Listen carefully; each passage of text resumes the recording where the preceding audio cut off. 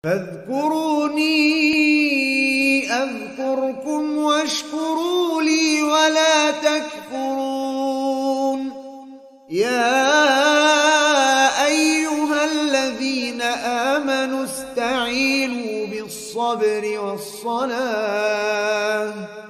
إن الله مع الصابرين. Surat Abasa ayat 24 Allah berfirman, "Fal yanzuril insanu ila ta'amih." Maka manusia lihatlah makanan yang hendak dia makan. Lihat halal haram. Bikin sakit apa sehat.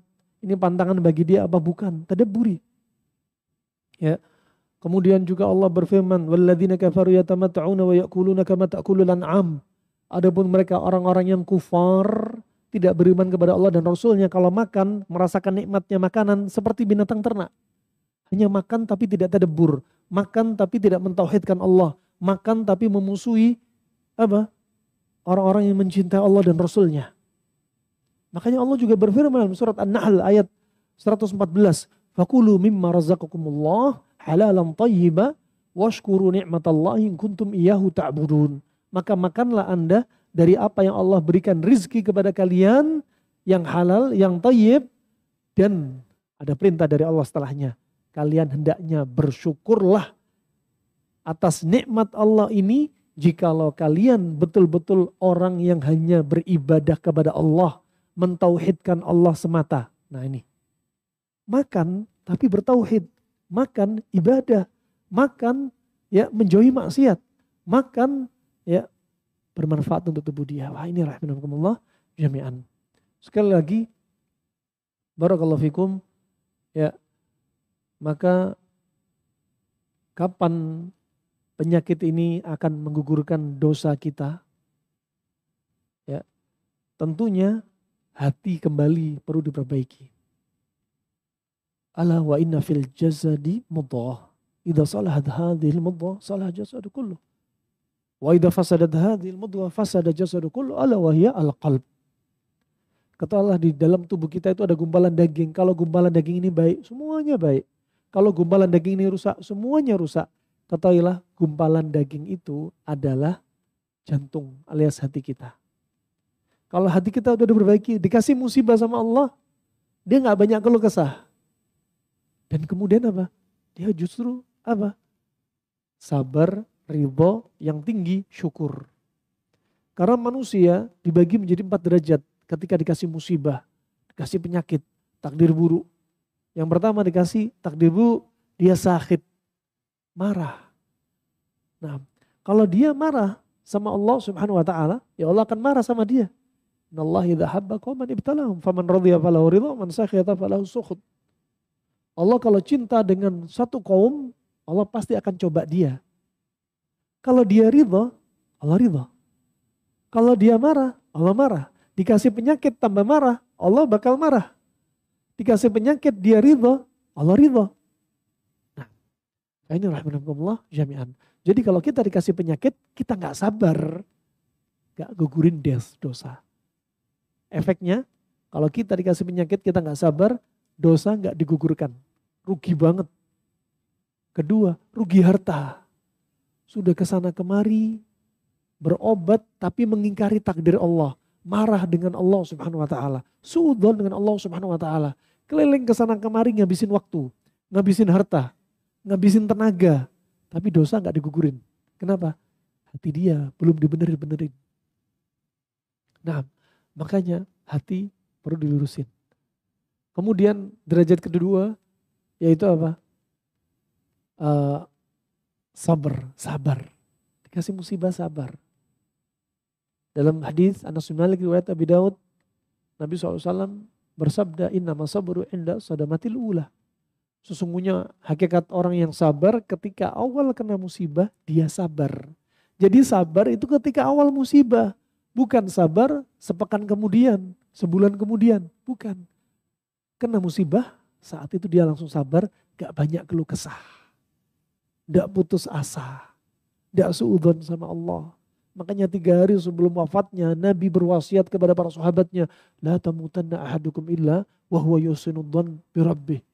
Janganlah kalian semua ini meninggal kecuali selalu berbaik sangka dengan Allah Subhanahu wa taala. Ini wasiat Nabi 3 hari sebelum wafatnya. Nah, kemudian derajat yang ketiga, ridho.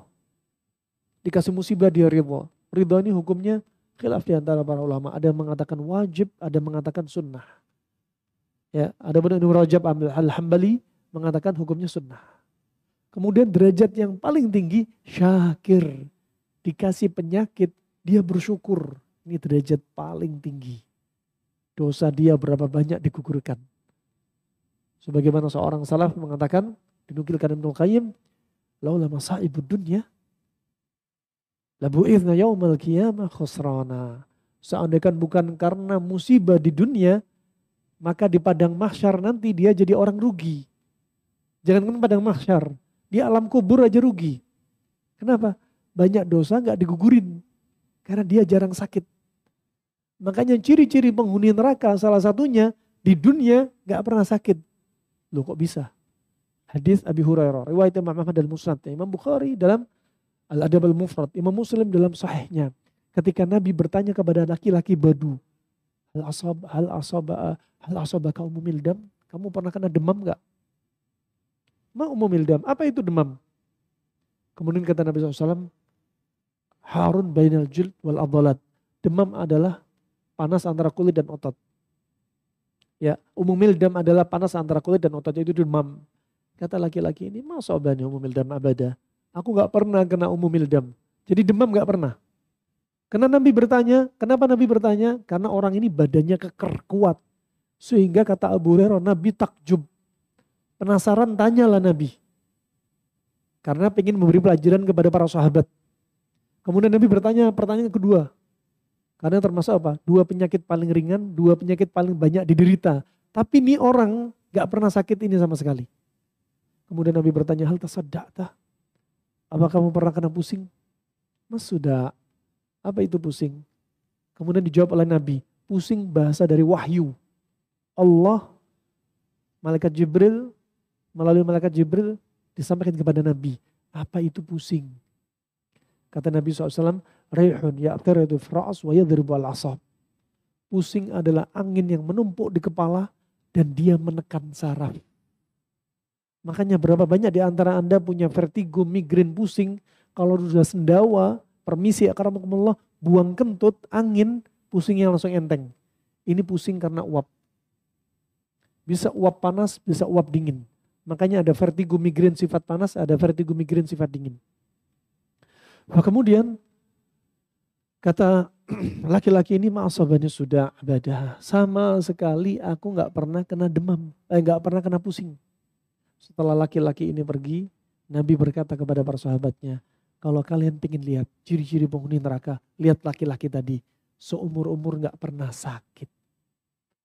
Sama sekali gak pernah sakit. Ini orang ekstrem kiri, sama sekali gak pernah sakit.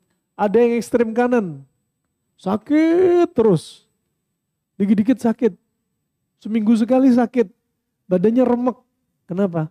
Bisa jadi pola makan, pola pikir, pola tidur salah, ya termasuk ada dia benteng, dia lemah, gampang diserang jin, macam-macam, gampang sakit. Alasannya apa? Enak saya kalau sakit terus, banyak dosa saya digugurkan. Tunggu dulu, jangan sok digugurkan dosa, sering sakit kayak gini. Berapa banyak pintu ibadah kalian gak bisa datangi gara-gara sering sakit. Sakit di tengah-tengah saja, kadang sakit, bukan sering sakit, bukan gak pernah sakit. Tapi sakit. Nabi juga pernah sakit. Nabi pernah disebutkan Al-Hafidh Al-Mustaghfiri ya, dalam kitabnya Tibbun Nabi, juga di antaranya Imam Bukhari dalam sahihnya menyebutkan Nabi pernah kena migrain dan Nabi minta dibekam kepalanya. Kenapa? Karena pusing itu penyebabnya uap yang numpuk di kepala. Dibekam di kepalanya untuk apa? Mengeluarkan darah dan uap. Makanya kalau dibekam kadang ada uapnya. Nah itu uap yang keluar, racun dalam darah Anda. Dari mana uap? Dari makanan. Kalau Anda sering makan panas ketemu panas, akan muncul uap panas. Dingin ketemu dingin akan muncul uap dingin. Contoh kita konversi menu makanan ke negeri kita. Anda sering makan ayam sama nasi, panas ketemu panas, akan timbul uap panas. Kalau Anda kena vertigo, migrain, pusing, pusingnya sifatnya panas. Kambing sama nasi, panas ketemu panas. Kalau Anda sering dingin ketemu dingin, makan lambu kuning sama ikan, dingin ketemu dingin. Kalau timbul uap, uapnya uap dingin. Nah, kalau makan panas dingin, hukumnya nggak wajib juga. Ya, juga sah saja Anda mau panas ketemu panas, dingin ketemu dingin sah. Tapi the bestnya, menurut Ibnu Muflih juga, sampai dibuatkan judul dalam buku dia, Al-Adab Asy-Syar'iyyah, Faslun fil ilaji wa hifdhis sihhati bidaf'i kulli syai'in bididdih. Rincian dari bab mengobati penyakit dan menjaga kesehatan dengan menjadikan segala sesuatu berpasang-pasangan. Kalau lagi sehat, Anda pengen tetap sehat, langgeng sehatnya, makanannya panas ketemu dingin. Nasi sama ikan, contoh di negeri kita. Nasi panas, ikan dingin. Ini contoh aja. Misalkan lauk hewani, kambing sama sayur. Sayurnya sayur yang dingin. Bisa labu siam, labu kuning, sayur warna cerah. Ini udah panas, udah dingin. Ya, sama timun, panas dingin. Ini simple.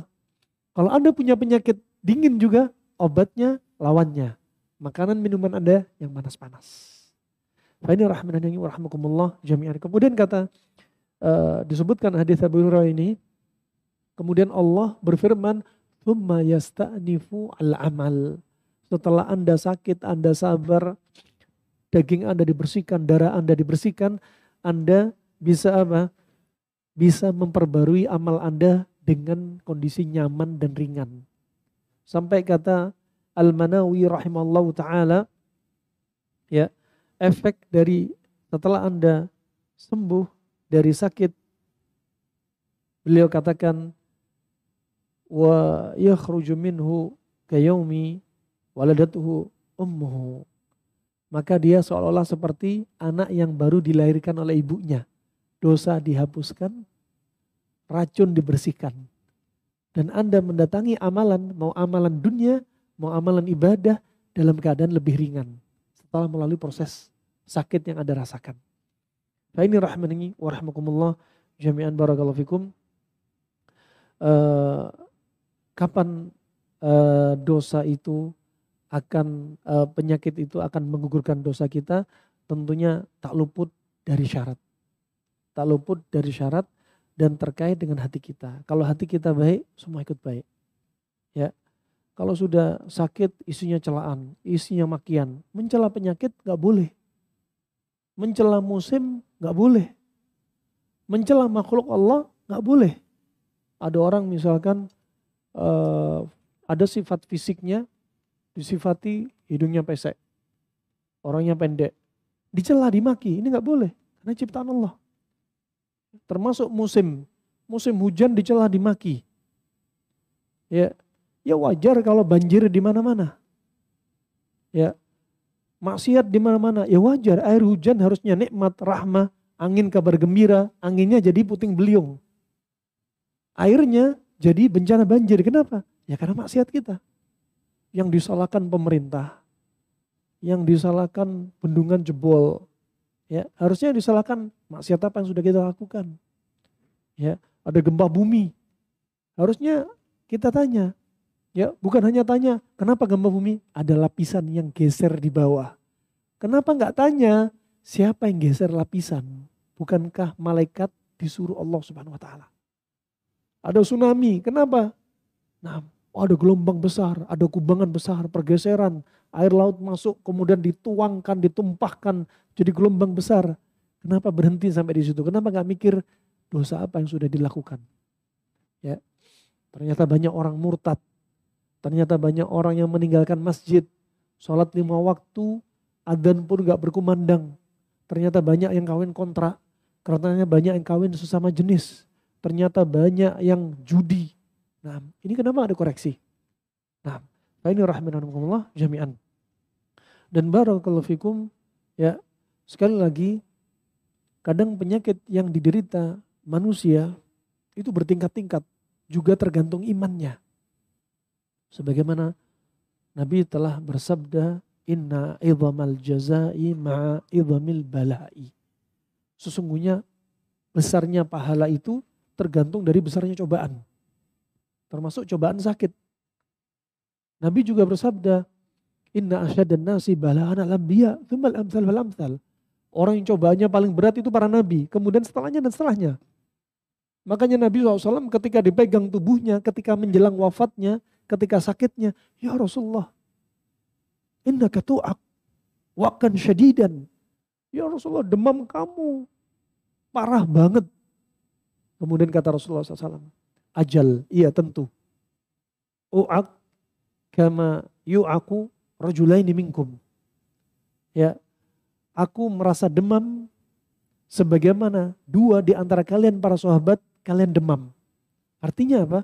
Cobaan para nabi kalau sakit itu berlipat-lipat dibanding para sahabatnya. Lebih berat. Nah, ini rahimakumullah jami'an. Ya. Kemudian bahkan Nabi SAW sakit yang paling disenangi Nabi SAW yaitu sakit demam. Dari hadis Abi Hurairah, riwayat Imam Bukhari dalam Al-Adab Al-Mufrad disahkan Syalbani rahimallahu taala, ma min maradhin ahabbu ilai minal humma. Tidak ada penyakit yang paling kucinta daripada demam. Kok bisa Nabi bilang seperti itu? Karena kata Nabi SAW, karena demam itu merangsek semua masuk ke dalam tubuh saya. Sampai organ di dalam itu merasakan demam. Dan saat itulah masing-masing organ dicatat padanya pahala. Nah, jadi apa? Jangan celah demam. Jangan celah penyakit. Jangan celah musim. Jangan celah makhluk Allah. Jangan celah takdir Allah. Kita mencela makhluk Allah, si fulan si hidung pesek, misalkan dijuluki celaan makian, gak boleh. Kemudian musim hujan dicela dimaki, jangan. Musim pandemi dicela dimaki, jangan. Penyakit walaupun demam, jangan dicela. Makanya Nabi SAW pernah datang kepada Ummu Sa'ib, Ummul Musayyib. Ya Ummu Sa'ib, ma laki tarafrafin, ma laki tazafzafin. Ya Ummu Sa'ib, ada apa denganmu? Menggerang terus. Mengeluh. Kemudian kata Ummu Sa'ib, alhamdulillah barakallahu fiha. Demam yang semoga Allah gak berkahi demam ini. Gak boleh kita mencela demam. Penyakit, pusing, sakit gigi Anda, sakit hati Anda, asam urat Anda, jangan dicela. Ya, Nabi melarang mencela seperti demam. Pernah demam, Ummu Mildam mendatangi Nabi, minta izin kepada Nabi. Nabi mau diserang demam. Kata Ummu Mildam, pergilah kamu ke penduduk penduduk Madinah. Pergilah Ummu Mildam ke penduduk Madinah. Semua penduduk Madinah kena demam. Mayoritas mereka kena demam. Dimisalkan Ummu Mildam itu seperti wanita yang nyerang manusia kena demam. Jadi jangan dicela. Kemudian mereka datang kepada Nabi SAW. Ya Rasulullah, kami ini kena demam ya Rasulullah. Kemudian kata Nabi SAW apa? In da'autullah lakum fasyufitum. Wa in sabartum falakumul ajr. Kalau kamu aku doakan, Allah akan sembuhkan demam kalian. Tapi kalau kalian mau sabar, kalian bakal dapat pahala. Jadi demam jangan dicela. Kata Nabi SAW, la tasubbi al-humma. Ya Ummu Sa'ib, jangan cela demam. Fa innal humma tudhibu khataya bani Adam kama yudhibu al-kir khabathal hadid. Karena demam itu akan menggugurkan dosa anak Adam sebagaimana karat-karat besi. Kalau dikasih api, karat itu akan leleh. Sama, kalau kita dikasih demam, dosa kita berjatuhan. Jadi jangan cela penyakit, jangan cela musimnya. Musim penyakit, musim pandemi, musim hujan, musim panas, jangan dicela. Allah telah berkata, disebutkan dalam hadits Qudsi, Al-Qudsi, Allah berkata, yu'dhini ibnu Adam, yasubbu ad-dahr, wa ana ad-dahr uqalibul lail wan nahar.